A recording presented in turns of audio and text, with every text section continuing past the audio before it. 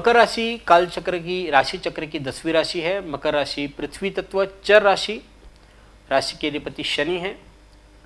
मकर जातक दृढ़ निश्चयी, शीघ्र निर्णय लेने वाले और दूरदर्शी होते हैं। ये विचारक बुद्धि वाले हैं, अध्यात्म की ओर झुकाव रहता है इनका। किसी भी वाद विवाद के पूर्व ये विषय के दोनों पहलुओं को भली भांति समझते हैं।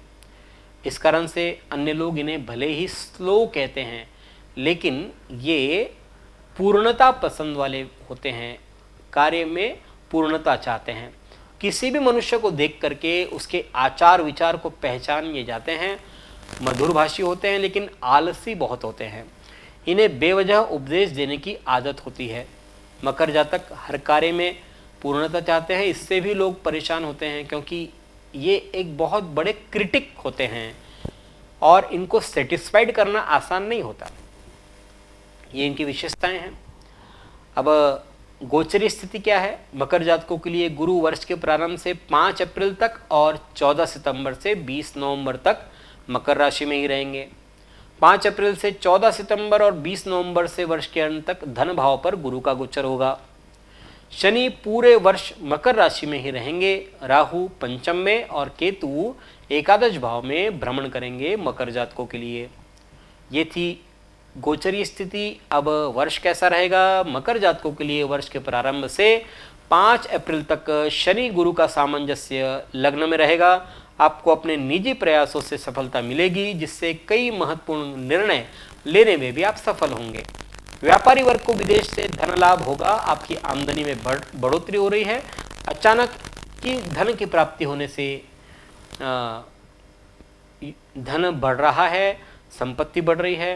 पैतृक संपत्ति मिलने के योग भी बन सकते हैं। प्रयास करें और पूरा फोकस आपका अपनी आमदनी बढ़ाने की ओर रहेगा तो अच्छा। कार्यस्थल पर वरिष्ठ अधिकारियों का सहयोग आपको मिलेगा, जिससे भी आपका तनाव कुछ हद तक दूर होगा। ससुराल पक्ष से सहयोग प्राप्त हो रहा है। रिश्तों में अपनापन बना रहेगा।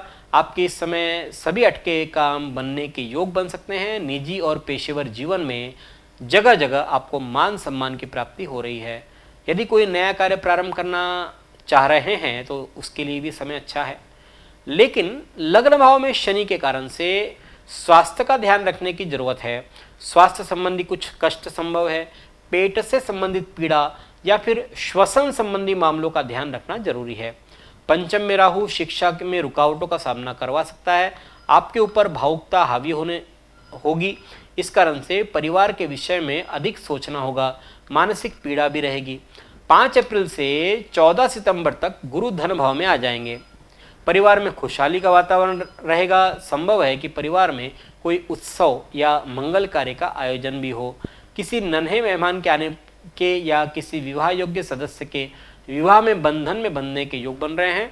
आपको अपनी वाणी में मधुरता का एहसास होगा, जिससे आप दूसरों को अपनी ओर आकर्षित करने में भी सफल बनेंगे। आपके इस स्वभाव से आपका हर काम बन सकता है। इससे कार्यक्षेत्र पर आपको अपने पिता का सहयोग भी प्राप्त होगा।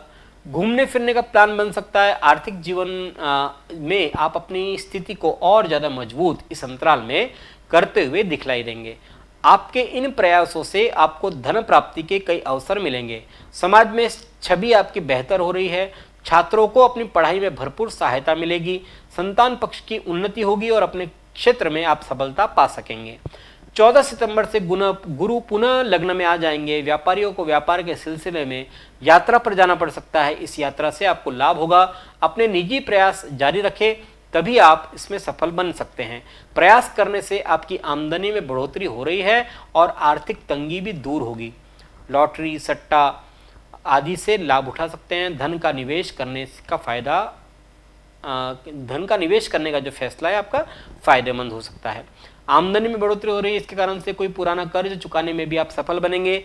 20 नवंबर के बाद गुरु फिर से वर्ष के अंत तक धन भाव में मांगलिक खर्च करवा सकते हैं। शनि पूरे वर्ष मकर राशि में रहेंगे। सप्तम पर दृष्टि इसकी रहेगी। इस कारण से दाम्पत्य जीवन में भी संतराल में तनाव की स्थिति बन सकती है।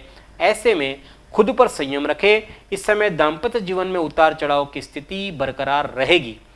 कार्यक्षेत्र में आपको अधिक मेहनत करना पड़ेगा, तभी आपको सफलता मिल रही है। आपका मन गैर कानूनी तरीकों से धन कमाने की ओर अधिक रहेगा, लेकिन संयम रखें, इस तरह के कार्यों से बचें। इस प्रकार गोचर के ग्रहों की बात करें तो मकर जातकों के लिए केतु गुरु पूरे वर्ष बढ़िया रहेंगे, जबकि राहु और शनि तकलीफ देह रहेंगे।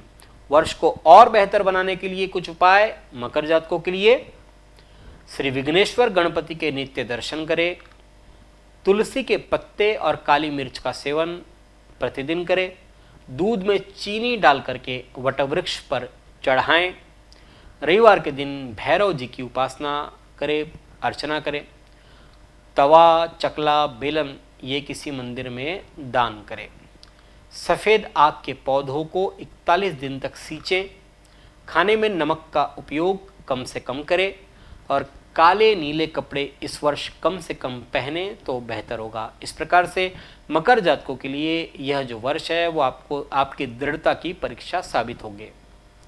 अब देखते हैं कुंभ राशि वालों के लिए आने वाला वर्ष कैसा रहेगा 2021।